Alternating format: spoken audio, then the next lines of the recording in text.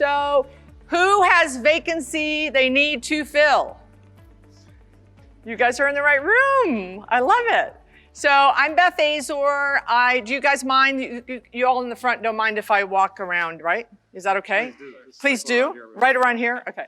So I have been in this business for 34 years. I didn't start when I was 10. I wish I did. And I own 6 shopping centers in South Florida.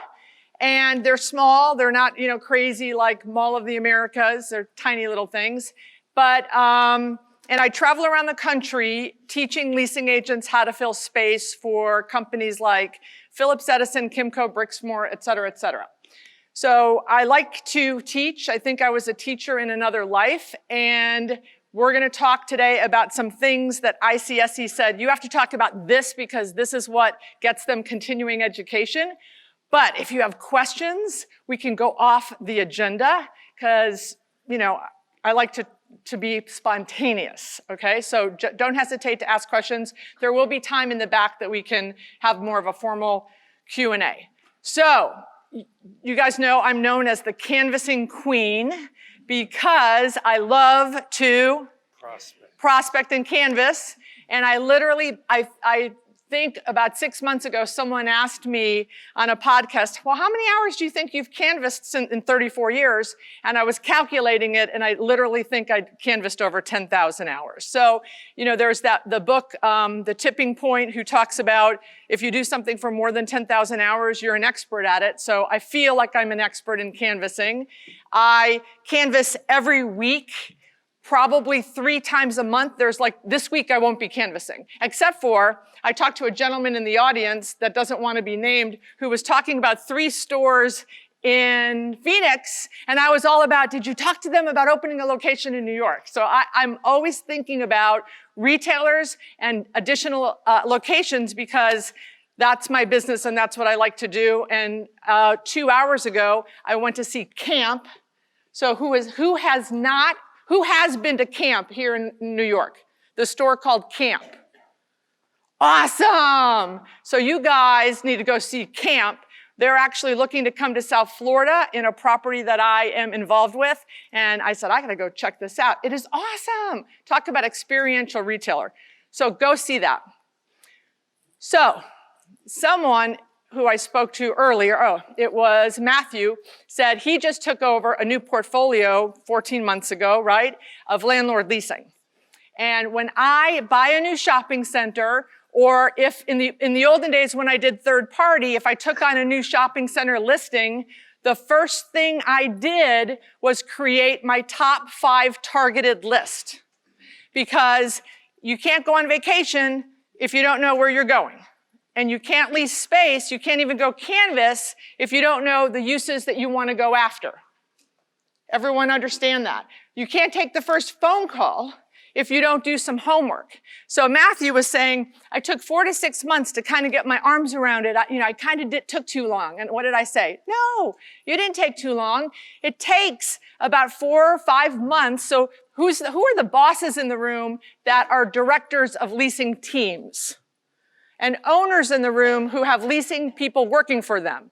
It takes 4 to 5 months for those leasing agents to really get their arms around the asset, the market, the exclusives, the sales, all of that information. Once they do, once you got your arms around it, leasing came, right? But sometimes we rush ahead, we don't do some organization, we don't create a strategy, and then we might stop and start.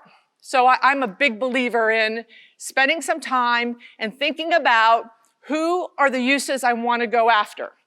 This was, I bought a shopping center called Shops of Arrowhead, and these were the top 5 uses that I wanted. I wanted a bike store because I had a 7,900 square foot Party City that was moving across the street to 20,000.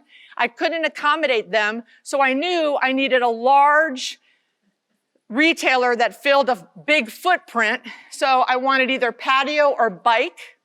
I wanted a tutoring because I had a ton of kids in the neighborhood with high income, disposable income parents. I thought I wanted a shoe store. Back then, I thought I wanted Payless because my center was visible to 70,000 cars a day street. And then I called Payless and they said, no, you don't have apparel. I'm like, oh yeah, so no apparel, forget it, scratch that off. And then insurance I wanted because I had a former real estate branch office, and I wanted ice cream because I had a former smoothie. So I had identified, here are the uses that I want because of either the demographics, either the space sizes, the center location, the visibility, the parking, and the rent. Here are the factors that I consider when I'm creating my top 5 targeted lists. Demographics, very important, because if you have a high-income demographic, you want to go after tutoring, you want to go after eyelash lady people things, eyelash store, whatever they're called. I don't go to them, obviously.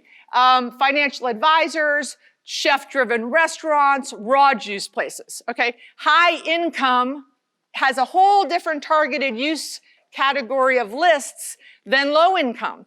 I do a shadow-anchored Walmart center, and here are the uses that we went after when we first started leasing.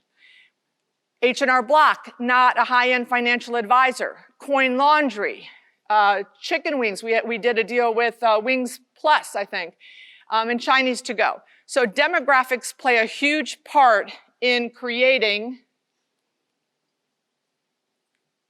your targeted use. So H&R Block opened 3 months of the year. I love to put them in my elbow spaces where I have no parking. Now, they don't want to be there. Where do they want to be? End caps. How do I feel about that? Not good. Right. So the other category, there's 2 categories of tenants that go in every shopping centers. High traffic. What are the 2 words? My former student. Destination and? Convenience. Convenience or impulse.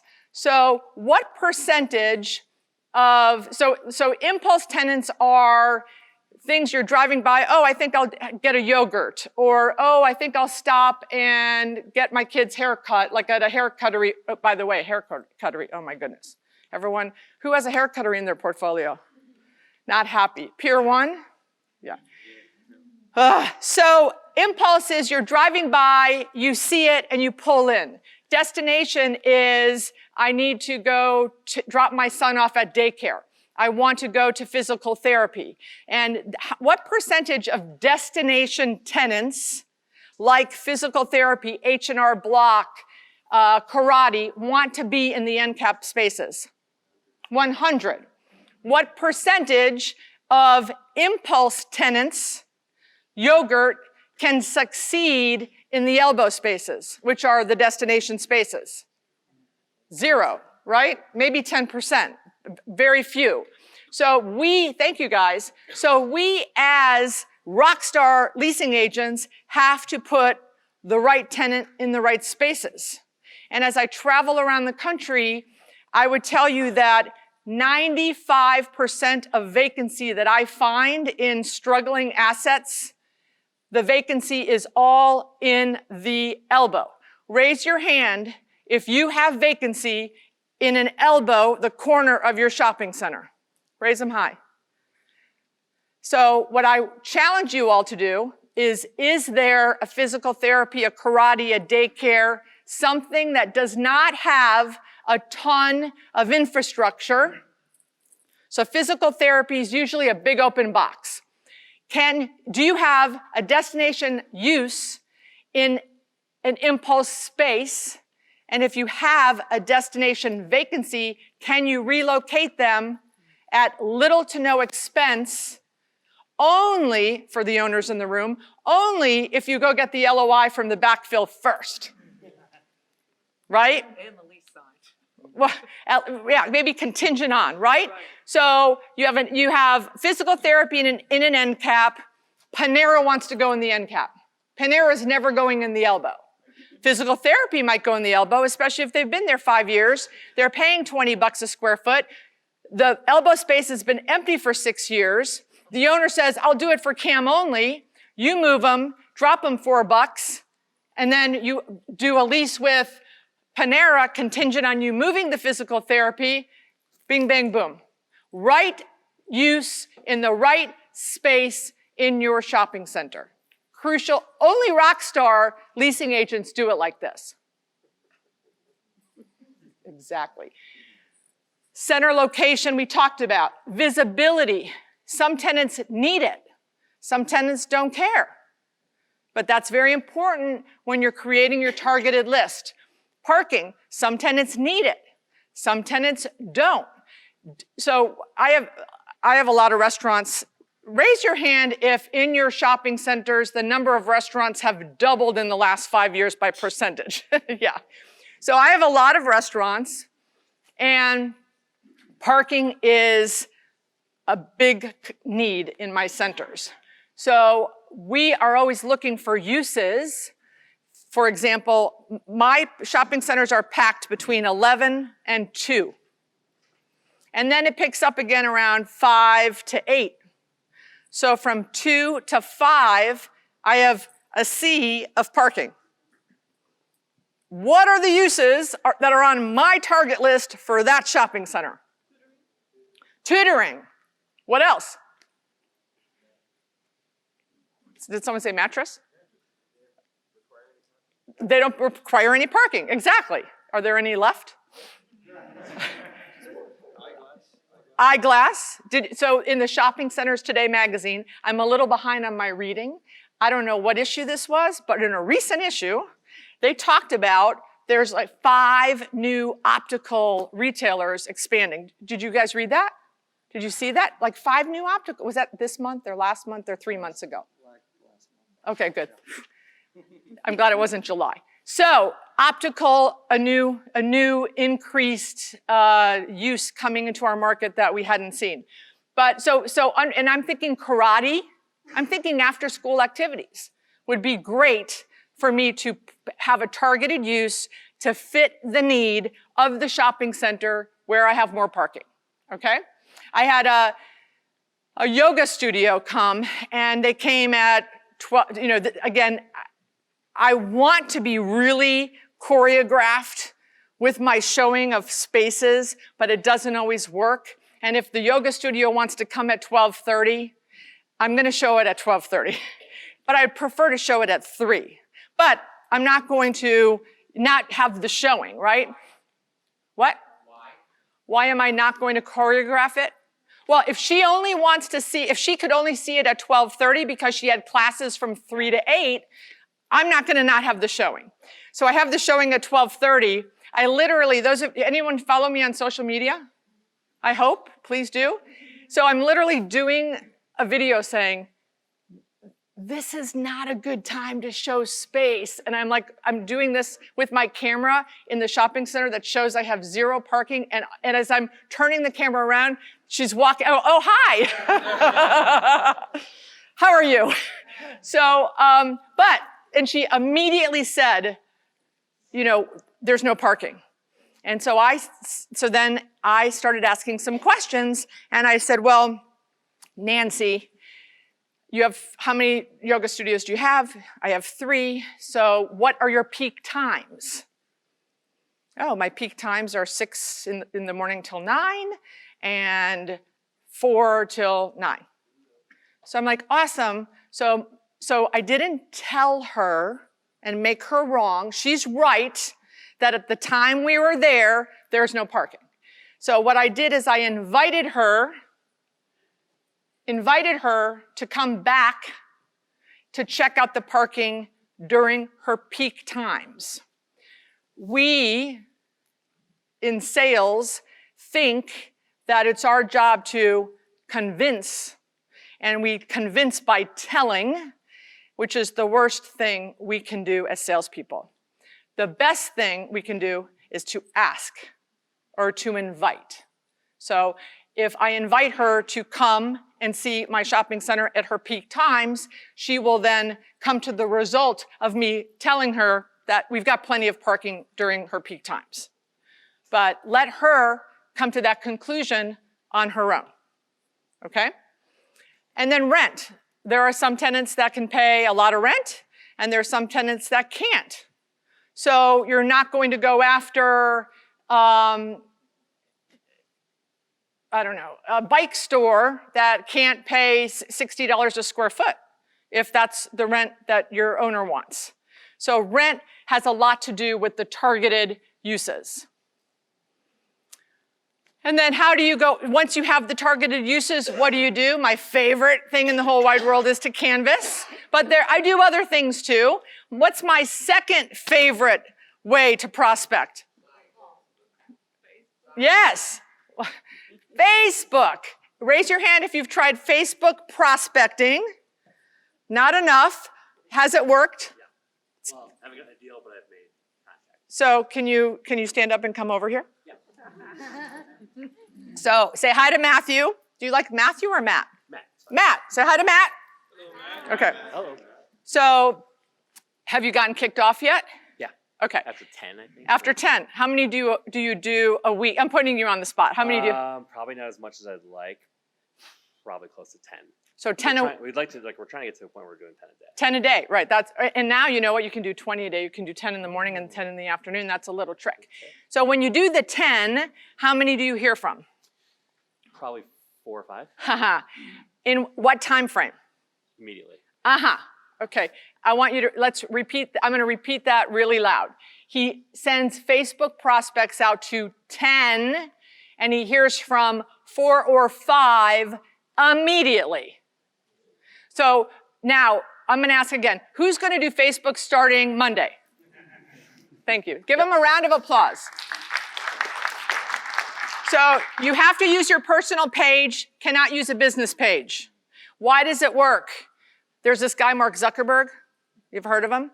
When you send a text message, which is how you do it, you go into Facebook, you look up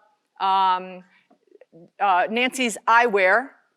You've Googled her, you found her on Yelp, you find Nancy's eyewear, you see if she has a Facebook page, boom, she does, and you go into the little text message icon, you text her and say, hi, I have a shopping center in Binghamton, New York, are you looking to open more locations? Quick, to the point, one sentence, I had a guy in an audience go, doesn't work for me, you're wrong. I'm like, oh, okay, no problem, come up after, and so he showed me it had links and a book, like he went on and on. Okay, we're all looking at this stuff at stoplights, it's gotta be one sentence.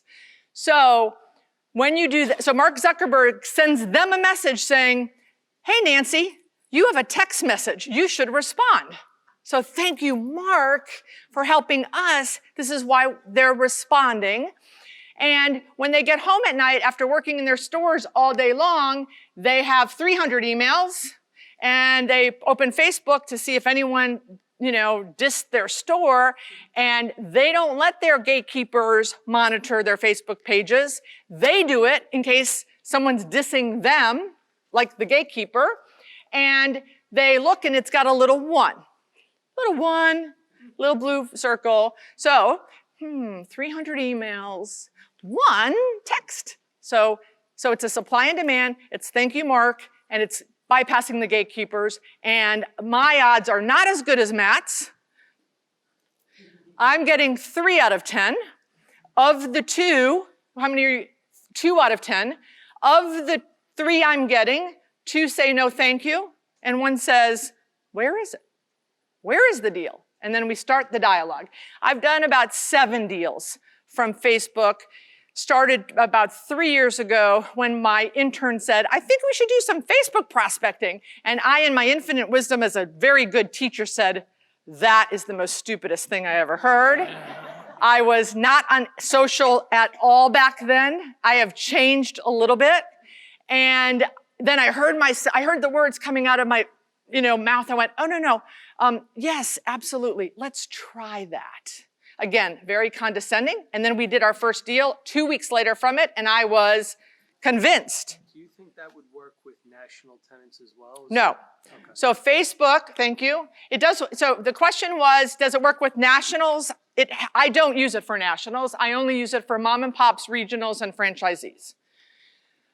Cold calling works for nationals. Anyone see this button? So one of the number 1 questions, it says no email blasts. One of the number 1 questions I get from nationals from you guys when I'm in at ICSCs around the country is, how can I get the nationals to call me back? They're so rude, they never call back. And this is how you do it. So I need someone to stand up and tell me how many deals they're going to do in 2019. Who wants to do that? Who wants to be bold and vulnerable? Nobody wants to be bold and vulnerable. So vulnerable. Let's say the average, I do know this, the average leasing agent does 16.5 deals a year. So if you do more, you're above average. If you do less, catch up. So of the 16 and a half, guess how many nationals are part of the 16 and a half on average? What? 1, 5, 2, 3. Of the 16 and a half. Now, I'm not talking about malls. I'm talking about grocery anchored strip centers, unanchored strip centers, the stuff we lease, right? We lease that stuff? Okay. So 3. So if for me to get 3 nationals, I have to go probably target and prospect to 20. Does that sound about right? Maybe 30, but in a good day, 20. So I need 3. I need to go after 20 per the 3. So 20 times 3, 60. I need to be targeting 60 nationals to get my 3, 1 per 20. So this is how you get the nationals to call you back.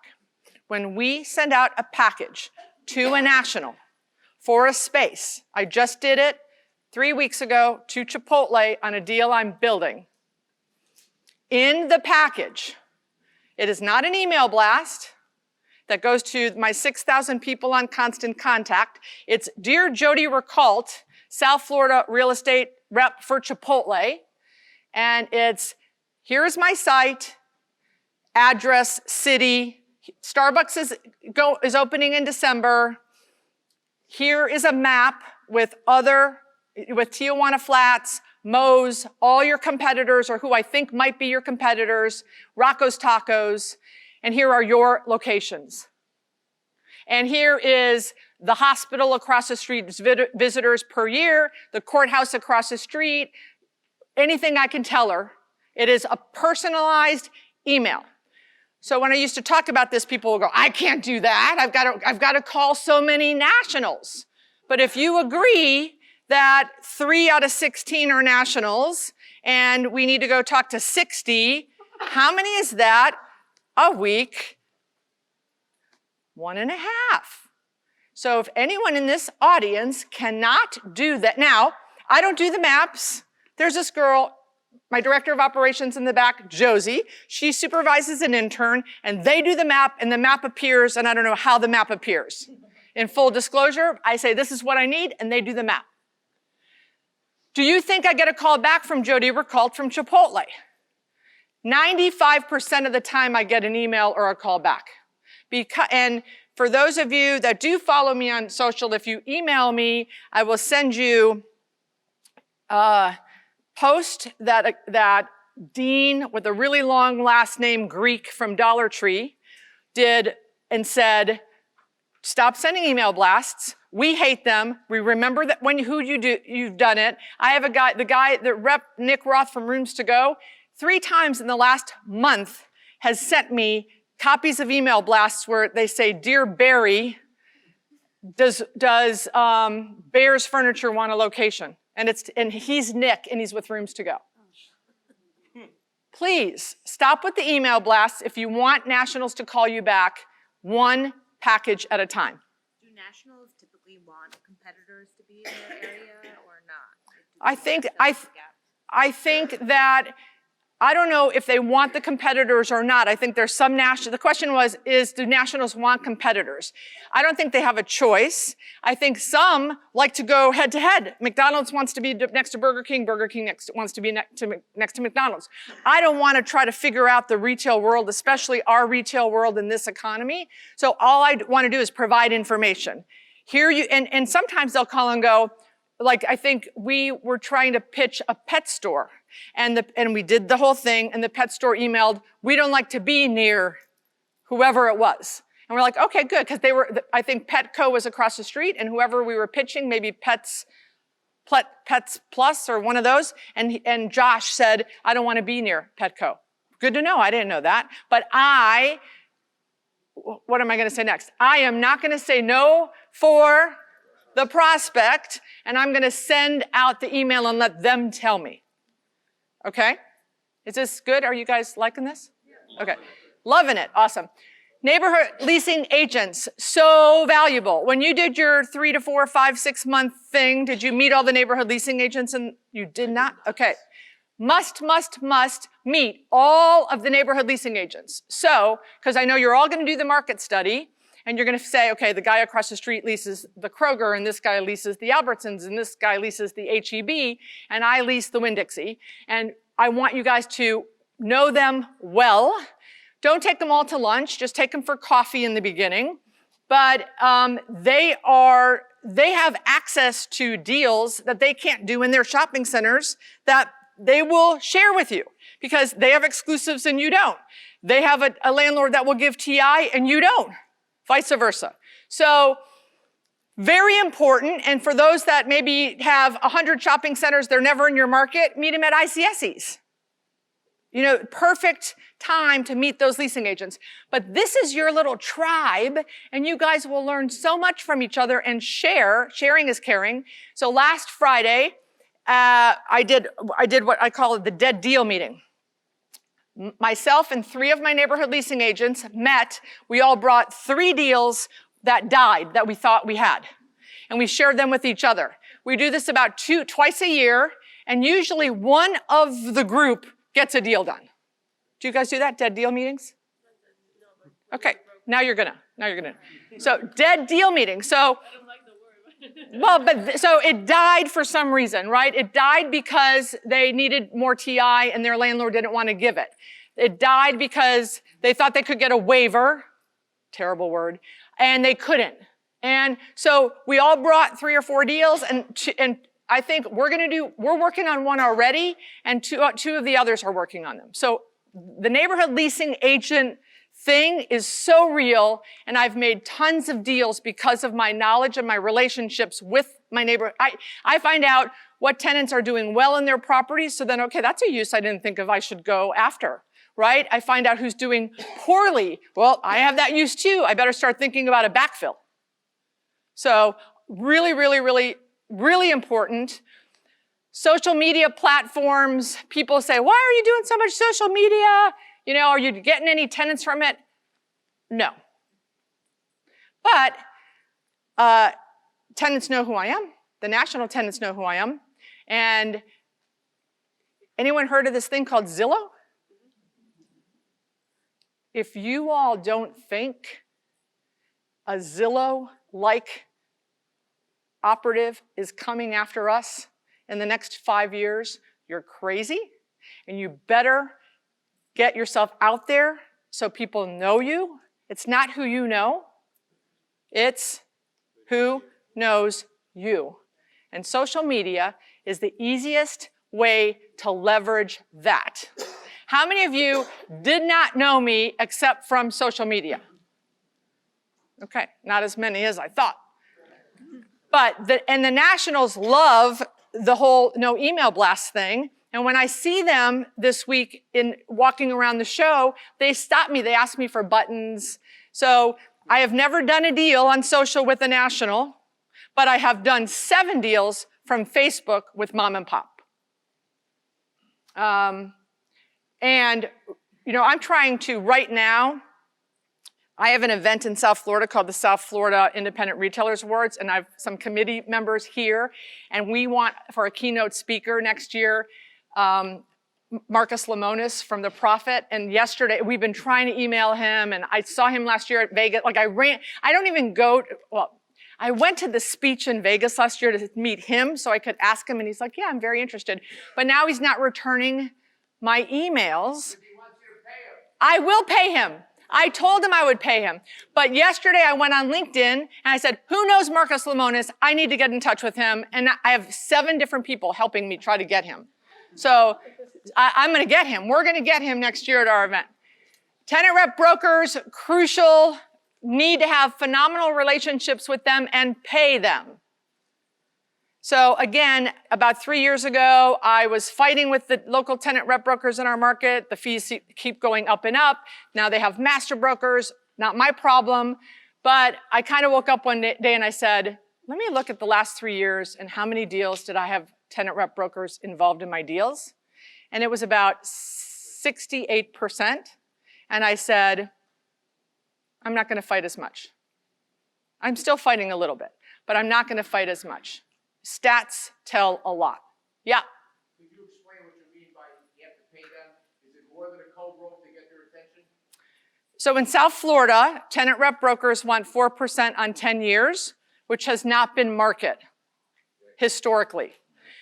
And that is choking for, like, if I own the property and I have a leasing agent and I need to pay her, usually we would do half, like 3 for the first 5 years and 1.5 for the second.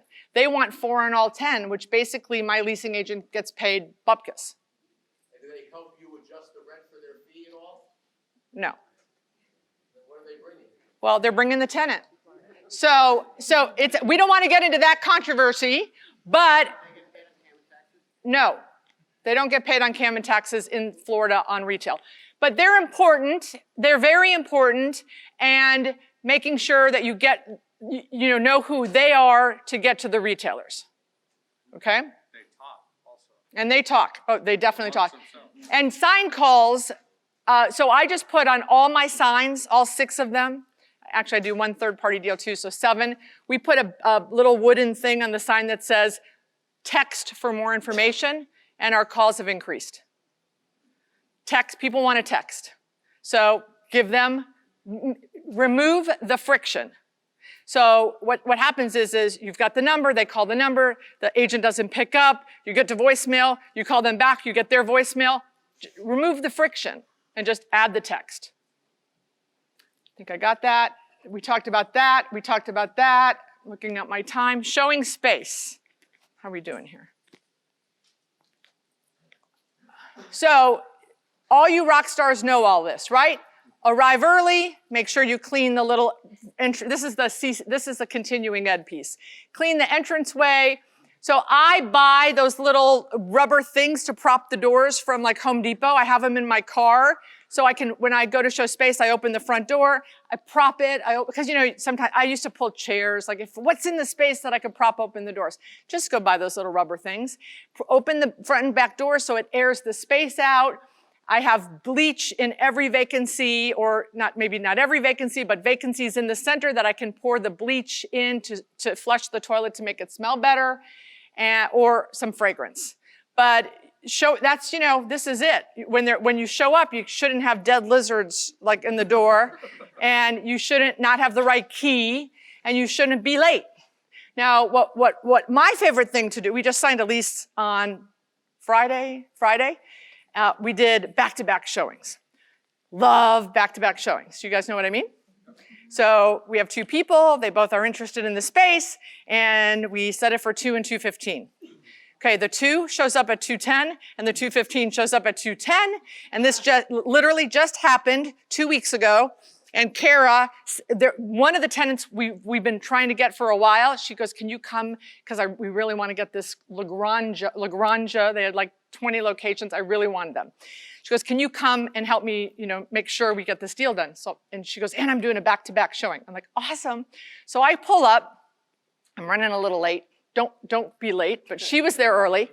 And I walk in, and the Lagrange people are there, and I don't realize, and it's like 2:05, and the pizza people were supposed to come at 2:30, which would have been perfect. And she goes, the pizza people are outside. Oh, she goes, can you go just say hi? So I'm like, I go walk outside. They had their dog there. It was like very weird. And he's like, who are those people? I go, well, I'm so sorry. There must have been some confusion. There's an overlap. We're going to show you the space. And so the whole time they were like, we want this space. No, we want this space. Can we give you a deposit? Kara was like, this is awesome. So we signed the lease with Lagrange on Friday. Yay. But back to back, and now we're working with the pizza guy in another shopping center in another space. And when we tell the pizza guy we have other people looking, only if you do, don't say things that aren't true. But if you do, they're going to take us seriously, right? Like they were calling me. Lagrange just said, we're going to come in and sign Monday at 3. Monday at 3 comes and they, postpone until Tuesday. And then Tuesday, they said, we're going to come Wednesday. And Wednesday, they had 10 more questions. And I literally sent Lagrange a text that said, the pizza guys are breathing down my neck. If we don't get this signed by Friday, I'm leaving to go to New York on Sunday. I'm going with the pizza guys. And then Friday, they were supposed to come in to sign at 3 and they showed up at 12:30. Yes. And then be prepared, have a doorstop, a broom, and a flashlight that's not your phone. And for the owners in the room, turn on the lights in the space, especially if you have female leasing agents. Let me tell you, turning on electrical in the space, you will lease it faster. Your leasing agent will feel more confident showing it, especially if it's a former chiropractor space with lots of different offices in the back. Don't be cheap. Ladies, they're all nodding. Turn on the electrical. Now, if it's one big box, you don't need to do that. When do you show and what do you show? Okay, so you don't show up and say, here are the 42 reasons why you should lease space. That's called showing up and throwing up. Please do not do that. I know that, Mad Men, that era, the deal was we had to convince people. Have you ever convinced anyone to lease space? Not at all. Not at all. You're not going to convince anyone to lease space. Don't show up and throw up. Ask questions so that when you leave and you have to go to the owner and say, hey, I think I've got this deal, you need to have all of the information. How much who's signing the guarantee? How much money do they have to invest? Do they have partners? Do they need an SBA loan? Are they EB5? Anyone deal with EB5 tenants except for South Florida? You don't want to. I've learned my lesson. I won't do another one. They buy businesses and they get 5 visas. But then they don't really care about the business and you have a vacancy in very short order. So be very, very, very careful with that. EB5. Okay, ready to do an activity? Yes? Piece of paper, pencil, or your phone, I don't care. I want you to write down. I want you to think about an asset you lease. Pick one asset you lease and write down 3 of the things that are great about the asset. For example, Shops of Arrowhead, $24 million of sales in a 42,000 square foot shopping center, so lots of great revenue, great 70,000 cars a day, and being by a college. Those would be my 3 things. So I want you to write down the shopping center and 3 of the benefits why people should lease space there. And I'm going to give you 30 seconds. So write fast.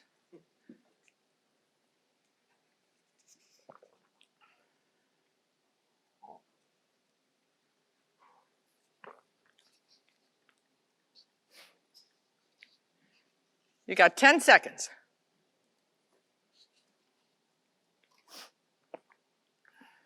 Okay. Vulnerable and bold. Who is it? It's going to stand up and all right, come on up. What's your name? Tom Hill, I met you in Boston, and when I saw your name, I came right back. Yay! Thank you so much. So 3 benefits. Inexpensive space because it's a sublease from 7-Eleven and it's built out. Okay. Great traffic, to your point, and 2 other good tenants and 2 other good busy tenants in the center. Food and a cell phone store that's very established. So cheap, built out space, and traffic. Value. Okay. So now what I want you guys to do and we're going to do this with Tom live and in person, I want you to, next to the benefit, create the question that you will ask the prospect, that his answer will be these three things. So, for example, his first thing was cheap and built out, right? So the question would be, do you have a budget for the space that you're looking for? And what do all prospects say? Cheap. Right, I don't want to pay any rent. I don't know yet. But if he goes, well, on a scale of 1 to 10, you know, what are you looking for? Because you want them to vocalize, instead of you saying it's cheap, you're telling, and telling ain't selling. So what's your budget? Always. And I want them to respond, well, I'd like to pay $10 a square foot. And you can say, well, I can't charge you 10, but it's 12, not that far away, Yep. right? Yes. Second thing is traffic, right? You had a lot of traffic. So the question could be, what is the most important thing for you to drive your customers to your store? And the guy might give you a bunch of answers, but he might say traffic. You got it. And you can then say, does my center have the adequate amount of traffic that you're looking for your customers? So you're back to the questions you were talking about a little while Yes. ago. Can you guys give Tom a round of applause for being vulnerable and bold? I want you guys to ask questions and not tell. Telling ain't selling. So on all of your properties, how many in your portfolio? 40. 40. You got a lot of homework. Just do me a favor and do 5. Brokers too. Okay, yeah, assign it to the broker. Pick 5. What are my benefits and what are the questions, and start getting into the habit of asking the questions, because as I travel the country and I canvass with teams, they're literally saying, you should lease here because I have traffic and my rent is cheap and da-da-da-da-da-da-da. And I'm like, stop. Ask the questions. They might not want a lot of traffic. They might not want the benefit that you think is so cool and great. Okay? Follow up. The number 2 thing that nationals complain about after email blasts is that we don't follow up. And I never believed that until I did a favor for a friend a few years ago. It was an original restaurant. I had signed a lease. I had helped him find a lease many, many years ago, 20 years ago. His lease was coming up. His landlord's kicking me out. And he's like, you got to help me. You have to help me find, a new location. So I, for, a moment in time, was a tenant rep broker. I used to do that years ago, but haven't done it for years. So I said, okay, Mario, I'm going to help you. 5,000 square feet, $4 million in average sales per unit, 4 units. And I'm now going to go find him some locations. Raise your hand if you would like that guy in your shopping center, of course. So I showed him, let's say, 8 locations. We narrowed it down to 4. For the 30 days following the tour, how many of the 8 landlords called me? None. And I know them. They know me. None followed up with me. We're all over it. Like, I'm calling hey, how did LaGrange like this showing yesterday? Did they hate it when the pizza got? I'm calling follow up. We don't follow up. And I know we're not too busy to follow up. Like, this is a live deal. Follow up. But when the nationals tell me all the time that we don't follow up to the nationals. And we only need 3. We only are going to get 3. We should be following up. So I'm sure this audience follows up. But in case that you don't, remember me telling you to please follow up. Yeah. So how much follow-up is too much follow-up? None.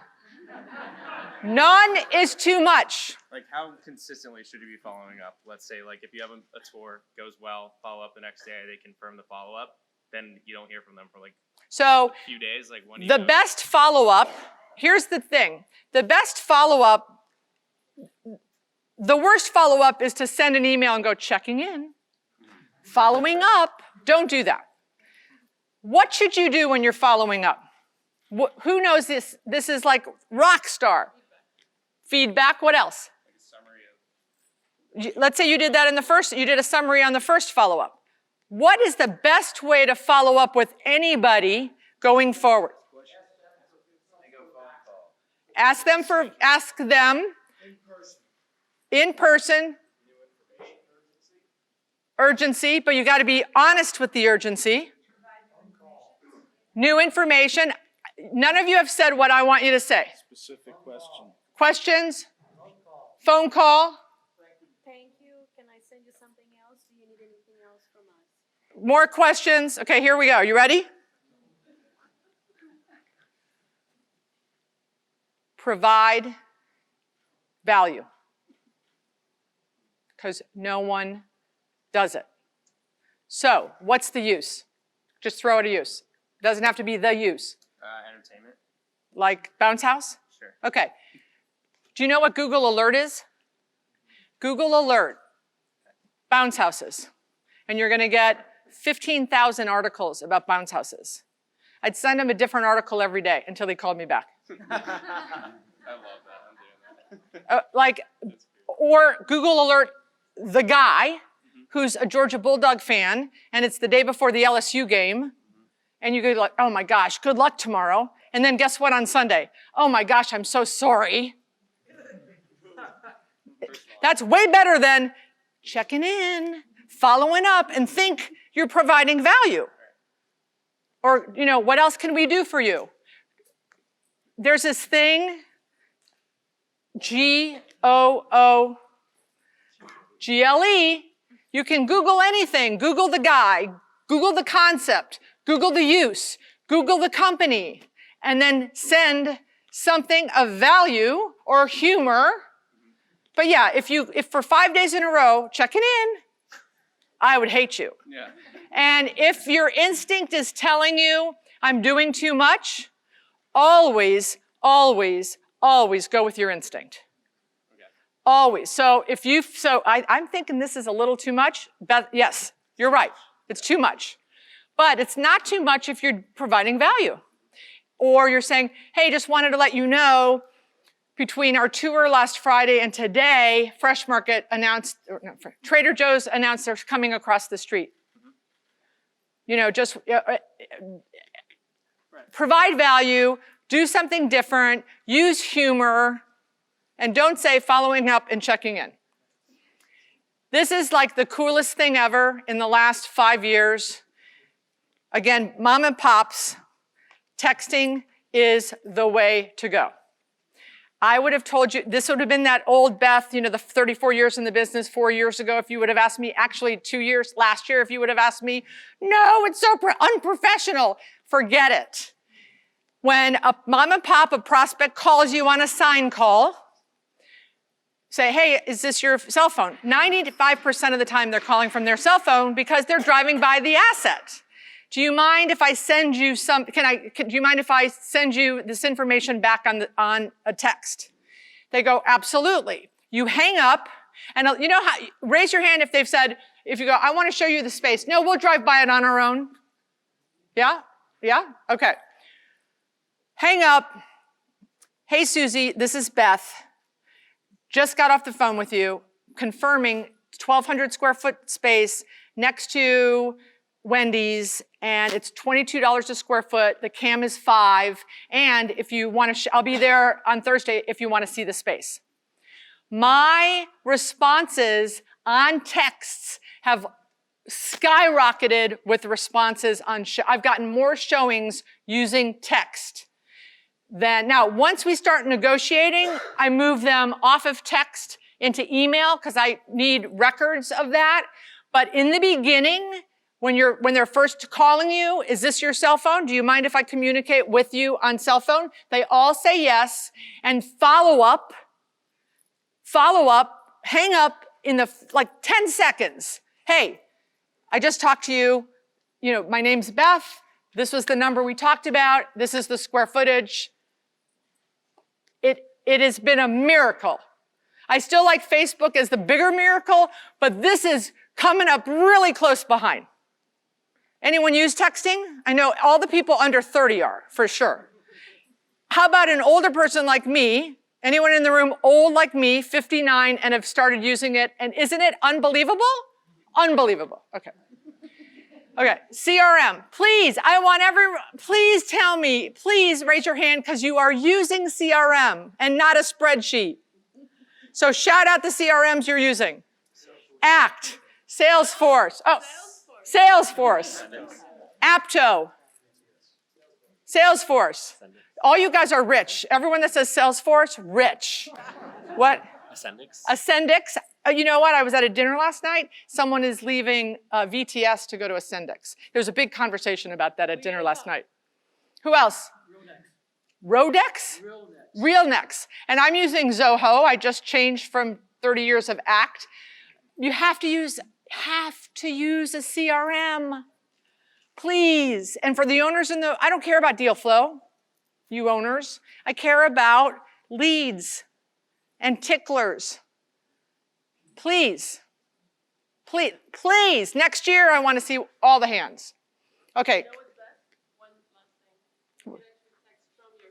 You can text from, there you go. Text blast. I don't like blasts of anything. Better than Facebook, but you have to be super careful.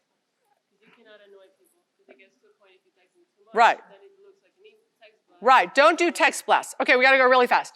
Okay. So use clause, crucial, and the very famous words, and no other use or purpose, should be in every use clause. Exclusives, narrow them as narrow as you possibly can. Must have a rent commencement. I like the earlier of or opening. So, if they open before their construction time, they start paying right away. In Florida, we get 2 months security of everything all in and first month's rent. We don't do first, last, and security, 2 months plus 1. The broker, put the broker in there, define the tenant improvements, how it's going to get paid after they open, after rent started, after full releases of lien and evidence that they used the money, that they spent the money, unless it's a pure allowance. And then any CAM, caps, exclusions, fixed CAM, all of that, crucial in the LOI. And lease clauses. So there's a guy in the room, Larry Haber. Where are you? Stand up. Retail, what is it, the company's called? Leasing Reality. If you don't follow him, it's what? Great podcast. Great guests. So phenomenal education. I am not, this is not my favorite thing to talk about. It is his absolute favorite thing to talk about. So follow him. But these are the clauses. I won't do a deal without sales reporting. Unless it's a national, but a local tenant, I must have it. It's crucial. I won't do a deal without a relocation clause. Now, I'll agree to relocate them in a similar visibility space, and I have to pay, but I once built out an 800 square foot dentist for $250,000 because of a Home Depot. And ever since that, in 1991, I've never done a deal without a relocation clause. Unless maybe it was a single standing out parcel building up front, of course. Required opening date, crucial. They miss it all the time. You can put them in default. We charge them. Late fees, I may waive them later, but this keeps them honest and urgent with their GCs. Continuous operations, I'd love to have it on all of the deals. You don't get them all, with nationals, exclusives, kickouts, delivery of premises, what's the condition you're delivering, guarantees. I have a dentist that just called me last week whining. I don't want my wife, she's not part of the business. I'm like, in Florida, I have to have your wife, or you can give me a letter of credit or a year security. What do you want? What did he do? His wife. Of course. I'm telling you, it was a 40-minute draining conversation. I think Josie had gotten it 2 days earlier. He always. Co-tenancies opening and ongoing. I'm in the middle of a DD's deal. You guys can all commiserate with me. They want the co-tenancies with Walmart, which we don't even own it. Do you love that? So I love the credit, but I don't like all the things we have to do. And contingencies. So I'm sure that Larry might disagree with this list or think that there's 10 more that are really important. I just want to get the thing signed, but I want to protect myself. And in my mind, sales reporting, relocation clause, and required opening date are the things as an owner I care about so much. The rest for sure are important, but the rest really have to do with nationals. And we have to have 3 a year to do. But all the locals, I won't do a deal without the relocation and the sales reporting.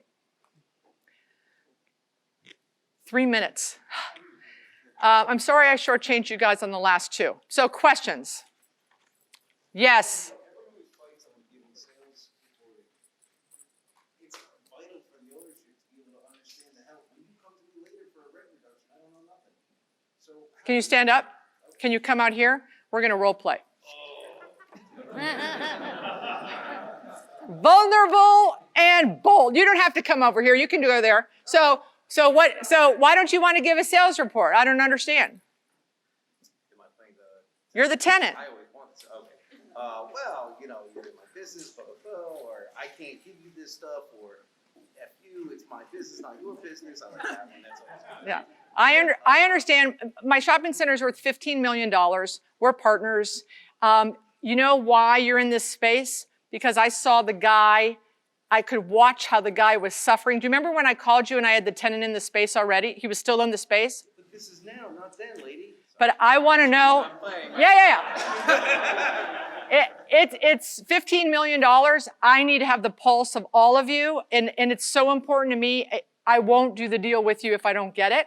And I'd love to have you, but I have to have your sales. It's a non-negotiable item. Now, instead of doing it monthly, I'll do it quarterly. I'll change to annual.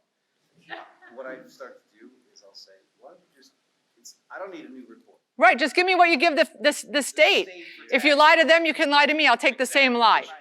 All right, give him a hand. Okay. You talk so much about texting. What about texting to your personal phone list of a new listing? No. I don't believe in texting or blasting. I believe in the olden days, there was a funnel, right? It was like this. And our job as salespeople to throw a bunch of crap in it, and then, maybe we would do a deal. Okay, we're about to enter a new decade. The new law of selling is it's an upside down funnel. That narrow throat, it's one at a time. One at a time. These email blasts, and the people that are using social by posting listings, you're not doing it to the best, to get the best results. If you want to post a listing on social, do a video. Hey, this is a space, or this is a tenant that I just signed and is opening, or look at this traffic. But this whole flyer forget it. So I would take a couple more questions, but I do want to say 2 things. People are I'm happy to answer any questions after. I do have a booth, 975. Happy to help you, happy to talk to you. There are postcards on my ROCKSTAR workshop. You've been to, you guys have been to. So you can talk to them about the ROCKSTAR workshop. But I did something also that I'm launching January 15th, I think. Yeah. It's an online class. And it's going to be 4 modules. And if anyone is interested, Josie's got forms that you can grab from her on your way out. And if you drop them off at my booth, what are we doing? We're doing a special 25% off. If you turn in the thing before Thursday at my booth. So you can see her, but if you have any other questions, I'm here. And we're done. Thank you guys so much.